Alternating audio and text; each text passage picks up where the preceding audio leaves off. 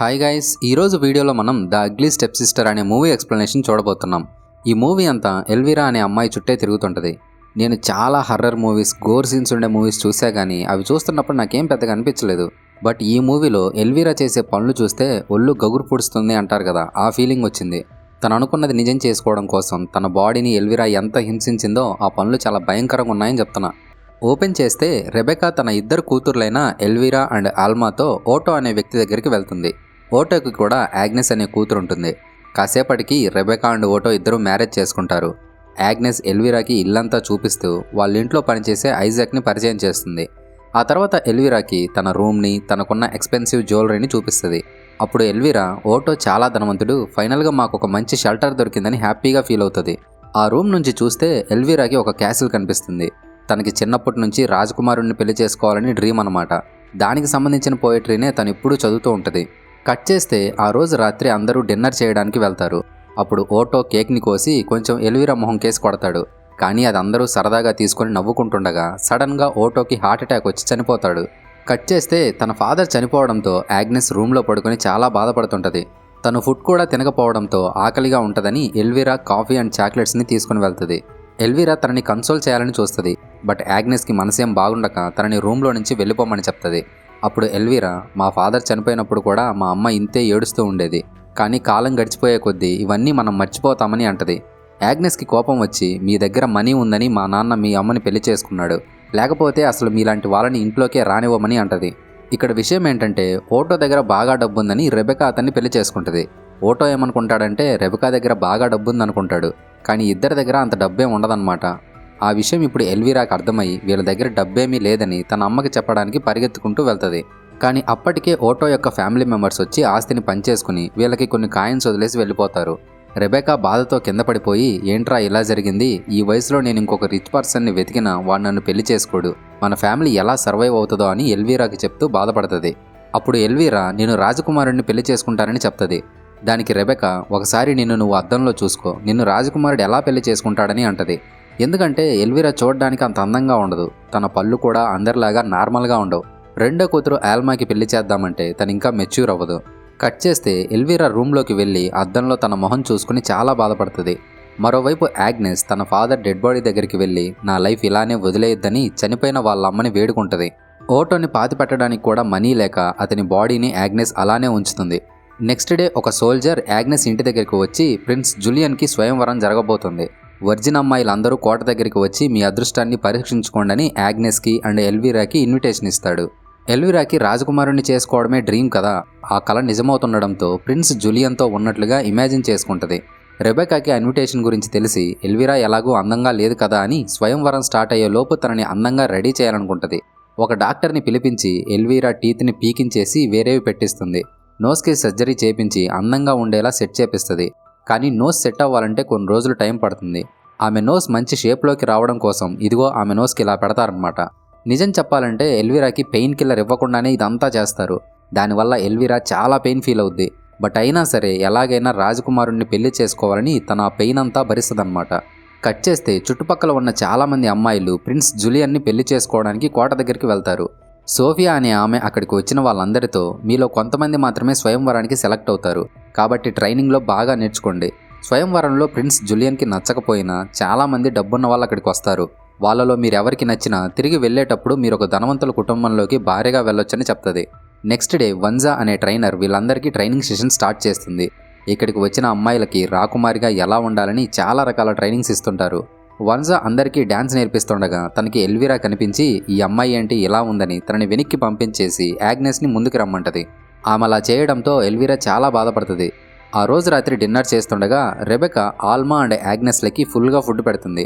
Elvira బాగా తిని లావైపోయి ఉంటుంది.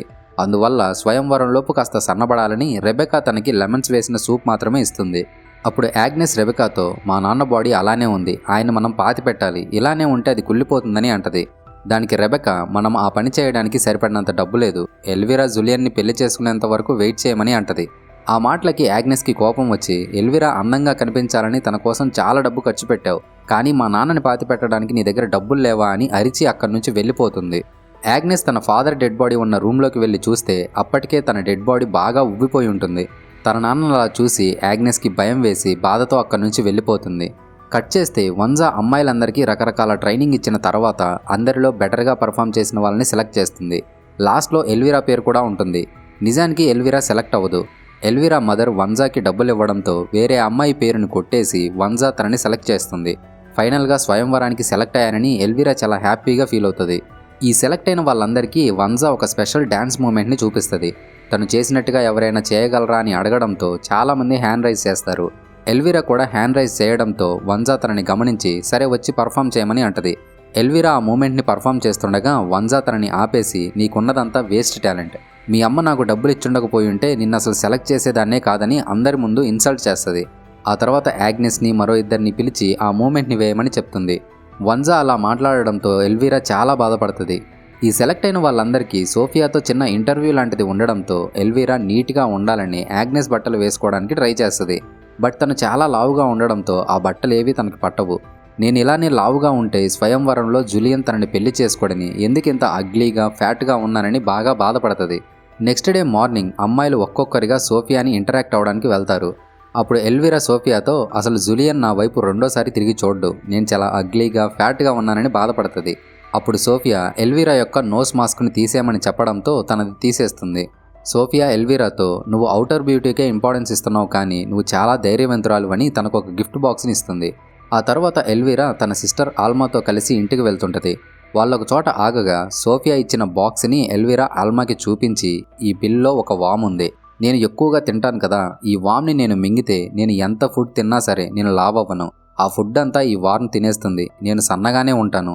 స్వయంవరంలో జూలియన్ నన్ను భార్యగా స్వీకరించిన తర్వాత యాంటీడోట్ని మింగితే ఆ వామ్ని నా బాడీలోంచి తీసేయొచ్చు, కానీ ఈ విషయం మాత్రం అమ్మకు చెప్పొద్దని ఆల్మాతో అంటది. ఎల్విరాకి రోజు రోజుకి జూలియన్ మీద ఉన్న పిచ్చి ఎక్కువ అవుతుందని ఆల్మాకి కోపం వచ్చి 2 హార్సెస్ తీసుకుని అక్కడి నుంచి వెళ్ళిపోతుంది. ఆ తర్వాత ఎల్విరా సోఫియా ఇచ్చిన పిల్ని మింగేస్తుంది. కట్ చేస్తే ఎల్విరా నడుచుకుంటూ చీకటి పడే సమయానికి ఇంటికి చేరుకుంటుంది. అప్పుడు యాగ్నెస్ షెడ్లో ఐజాక్తో రొమాన్స్ చేయడం చూసేస్తుంది. నిజానికి యాగ్నెస్ ఐజాక్తో లవ్లో ఉంటుందన్నమాట. వాళ్ళిద్దరూ రొమాన్స్ చేసుకున్న విషయం ఎల్విరా వెళ్ళి రెబెకాకి చెప్తుంది. ఇక రెబెకా యాగ్నెస్ని కొట్టి ఇంట్లో పని మనిషిని చేసి ఐజాక్ని ఇంటి నుంచి తరిమేస్తుంది. యాగ్నెస్ అందంగా ఉంటుంది. తను గాని స్వయంవరానికి వస్తే జూలియన్ తననే వైఫ్గా సెలెక్ట్ చేసుకుంటాడు. అందువల్ల ఎల్విరా ఫస్ట్ నుంచి చాలా భయపడుతుంటుంది. కానీ ఇప్పుడు ఎల్విరాకి ఇంకా బాధ లేదులేండి. 3 నెలలు గడిచిన తర్వాత రెబెకా ఎల్విరా నోస్ మాస్క్ని తీసేస్తుంది. తన నోస్ ఇంతకు ముందు కన్నా ఇప్పుడు చాలా అందమైన షేప్లో ఉంటుంది. అండ్ ఎల్విరా కూడా చాలా సన్నబడి ఫిట్గా అందంగా ఉంటుంది. తను వామ్ని మింగింది కదా, దానివల్ల తను ఎంత తిన్నా సరే చాలా సన్నగానే ఉంటుందన్నమాట. అండ్ యాగ్నెస్ని ఇప్పుడు పూర్తిగా బానిసలాగా మార్చేసి ఉంటారు. కట్ చేస్తే ఈసారి ఎల్విరాకి మరో సర్జరీ చేస్తారు. తన కళ్ళు అందంగా కనిపించడం కోసం డాక్టర్ కంటికి కొత్త ఐలాషెస్ని స్టిచ్ చేస్తాడు. నిజం చెప్పాలంటే ఇలా చేసేటప్పుడు ఎల్విరాకి మత్తుమందు కూడా ఇవ్వరు. తనకి ఆ పెయిన్ నరకంలా ఉంటుంది. లిటరల్లీ చెప్పాలంటే కంటి దగ్గర సూదులతో గుచ్చి మరీ అటాచ్ చేస్తారు. కానీ తను రాజకుమారుడిని పెళ్లి చేసుకోవాలనే పిచ్చితో ఇవన్నీ చేస్తుంటుంది. అండ్ రెబెకాకి కూడా లగ్జరీ లైఫ్ బతకాలని ఆశ. సో ఎలాగైనా సరే స్వయంవరంలో ఎల్విరాని అందంగా కనిపించేలా చేయాలని ఇన్ని సర్జరీస్ చేపిస్తుంటుంది. ఐలాషెస్ని స్టిచ్ చేశారు కదా, అందువల్ల అవి సెట్ అయ్యే వరకు తన కళ్ళని కట్టేస్తారు. ఎల్విరాకి కళ్ళు బాగా నొప్పిలేస్తుంటాయి. అండ్ కడుపులో ఉన్న వామ్కి ఆకలేసి ఫుడ్ పెట్టమని సౌండ్ చేస్తుంటుంది. తను ఇంకా అదే చీకట్లో కళ్ళు కనిపించకపోయినా సరే చిన్నగా కిచెన్లోకి వెళ్తుంది. తను కిచెన్లో సౌండ్ చేస్తుండడంతో అక్కడికి ఎవరెళ్లారని యాగ్నెస్ ఒక కత్తి తీసుకొని అక్కడికి వస్తుంది. తను ఎల్విరా కండిషన్ని చూసి జాలిపడి కొంచెం ఫుడ్ని పెడుతుంది. కట్ చేస్తే స్వయంవరంలో పర్ఫామ్ చేయడానికి వంజా డ్యాన్స్ ట్రైనింగ్ ఇస్తుంటుంది. ఇప్పుడు తను ఎల్విరాని చూసి చాలా అందంగా తయారైందని డ్యాన్స్ని లీడ్ చేసే పొజిషన్ ఇస్తుంది. అదే రోజు రాత్రి ఎల్విరా స్నానం చేస్తుండగా తన జుట్టు విపరీతంగా ఊడిపోవడం గమనిస్తుంది. ఇలా జుట్టంతా ఊడిపోయి తన తల బోడిగుండులాగా తయారైతే స్వయంవరంలో తను గెలవదని, పెళ్లి జరగదని బాధతో గట్టిగా ఏడుస్తుంది. నెక్స్ట్ సీన్లో రెబెకా ఎల్విరా కోసం ఒక ఎక్స్ట్రాడినరీ డ్రెస్ని తీసుకుని వస్తుంది. తను ఆ డ్రెస్ని వేసుకోవడంలో యాగ్నెస్ హెల్ప్ చేస్తుండగా డ్రెస్ తీసుకొచ్చిన వ్యక్తి యాగ్నెస్ని బలవంతంగా కిస్ చేస్తాడు. యాగ్నెస్కి కోపం వచ్చి అతని మీద ఊస్తుంది. బట్ రెబెకా మాత్రం అతన్ని అసలు ఏమందు, యాగ్నెస్నే అరుస్తుంది. వాడు ఎల్విరా డ్రెస్ని సరిచేస్తుండగా తన జుట్టు రాలిపోతుందని తెలుసుకుంటాడు. రెబెకా వచ్చి చూడగా జుట్టు మొత్తం రాలిపోవడంతో అక్కడక్కడ ఎల్విరా యొక్క స్కల్ప్ కూడా క్లియర్గా కనిపిస్తుంటుంది. అందువల్ల డ్రెస్ తీసుకుని వచ్చిన వ్యక్తి ఎల్విరాకి ఒక విగ్ని ఇస్తాడు. ఎల్విరా కడుపులో ఉన్న వామ్ రోజు రోజుకి తన ఆకలిని పెంచుతుండడంతో ఎల్విరాని విపరీతంగా తినేలా చేస్తుంటుంది. ఒకరోజు ఎల్విరా బాగా తింటుండగా యాగ్నెస్ ఎల్విరా రూమ్లోకి వెళ్ళి తన ఫేవరెట్ గౌన్ని తీసుకుంటుంది. నిజానికి ఆ డ్రెస్ యాగ్నెస్దే. రెబెకా యాగ్నెస్ యొక్క డ్రెస్లన్నీ లాగేసుకుని తన పిల్లలకి ఇస్తుందన్నమాట. యాగ్నెస్ డ్రెస్ తీసుకుని వెళ్తుండగా ఎల్విరా అక్కడికి వచ్చేస్తుంది. అప్పుడు యాగ్నెస్ ఎల్విరాతో స్వయంవరానికి వెళ్లకుండా నన్నెవరూ ఆపలేరని అంటది. ఆ మాటలకి ఎల్విరాకి కోపం వచ్చి యాగ్నెస్ డ్రెస్ని చింపేస్తుంది. వాళ్ళ అరుపులు విని రెబెకా అక్కడికి రావడంతో యాగ్నెస్ వెంటనే అక్కడి నుంచి పారిపోతుంది. యాగ్నెస్ స్వయంవరానికి వస్తుందంట అని ఎల్విరా రెబెకాకి చెప్పడంతో తన దగ్గర మంచి డ్రెస్ లేకుండా ఎలా వస్తుంది, తను రాదులే, జులియన్ నిన్నే సెలెక్ట్ చేసుకుంటాడని చెప్తుంది. యాగ్నెస్ తన ఫాదర్ డెడ్ బాడీ ఉన్న రూమ్లోకి వెళ్ళి ఏడుస్తుండగా అక్కడికి చనిపోయిన తన మదర్ ఆత్మ వస్తుంది. ఆమె యాగ్నెస్కి మంచి షూస్ ఇస్తుంది అండ్ చినిగిపోయిన ఆ డ్రెస్ని సిల్క్ వామ్స్తో బాగా ఎలా చేస్తుంది. కట్ చేస్తే స్వయంవరానికి సెలెక్ట్ అయిన వాళ్ళందరూ ఒక్కొక్కరుగా జులియన్ ముందుకు వస్తుంటారు. అక్కడున్న అందరికీ ఎల్విరా బాగా నచ్చుతుంది. జులియన్ డ్యాన్స్ వేయడానికి కూడా తననే సెలెక్ట్ చేసుకోవడంతో ఎల్విరా చాలా హ్యాపీగా జులియన్తో డ్యాన్స్ వేస్తుంటుంది.